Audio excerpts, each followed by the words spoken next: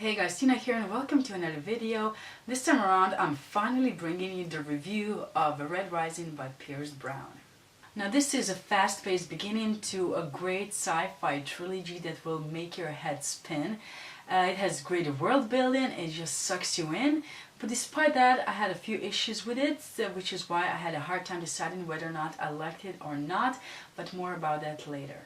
This is the story of Darrow, who lives underneath the surface of Mars, where he and people like him called the Low-Reds are digging for a helium-3 element that would help terraform Mars and make it habitable. Now, it's a very hard life that they're living, but they're proud to do it because they believe that they are helping future generations of humanity.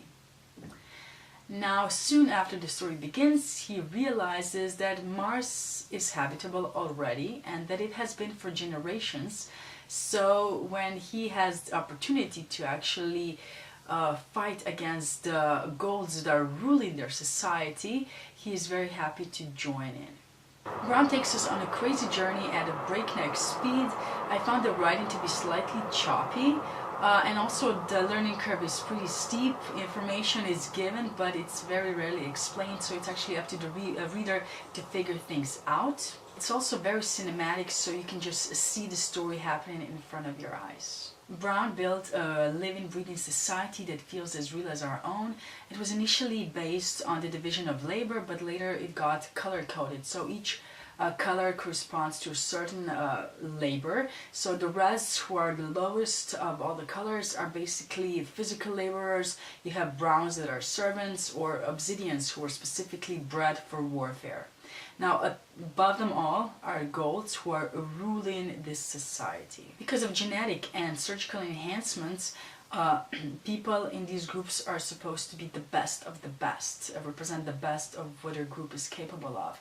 And this was supposed to be a perfect society. Now, Golds physically tower over all the other colors except Obsidians, but they're not about physical perfection at all. What they value most is intelligence, cunning, family honor, and most of all, power. They flock to it. They are not about loyalty at all, and they are not above spilling blood. They do it, and they do it often.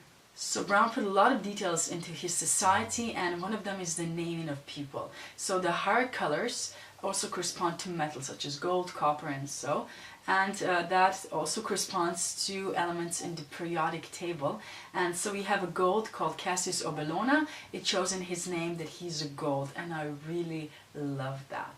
There are also other elements that make people from different colors distinct from one another. Now, Reds who live underground are smallish, they're weaker, they don't have the best eyesight, and they, given the work that they do, they're old at 30. So it makes sense that they marry at 16 and have children soon after that.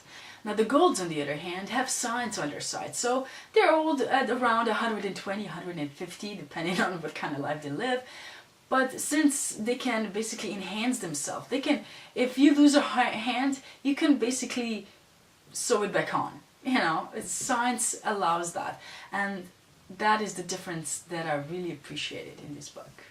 While the society is partly based on a Roman culture, with the use of the names out of the Roman pantheon, as well as some elements of the political structure that the Romans used, it actually reminded me more of the Spartans, with its uncompromising ruthlessness when it comes to failure and weakness.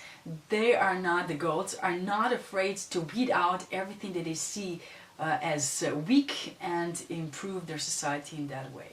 So while there are many characters in this book, it's actually Darrow's story that we follow. We see everything from his point of view, and it was interesting to follow his story, because at the beginning we see him as pretty content, he's happy with his life, he doesn't know any better, and once that changes he becomes pretty angry and bitter, which is how he gets involved in this rebellion that is starting.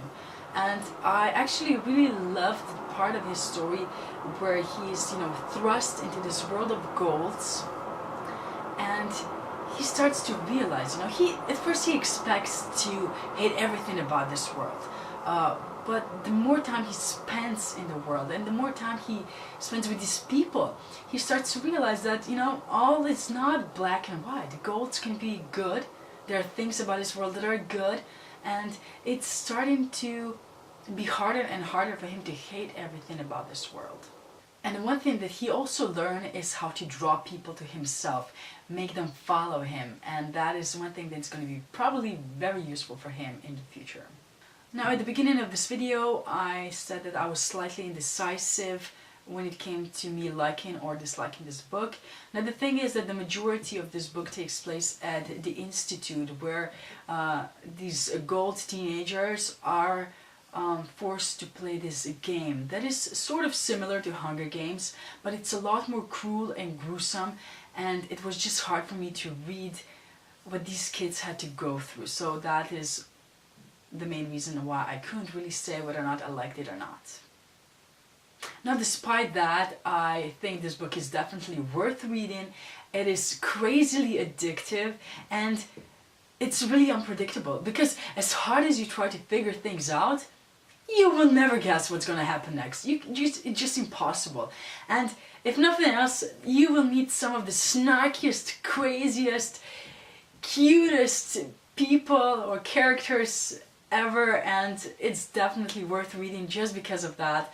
I really enjoyed it all in all. And if nothing else, it's worth it because Golden Son is even better, but more about that in a future video. So thank you for watching this video, and see you in my next one. Bye.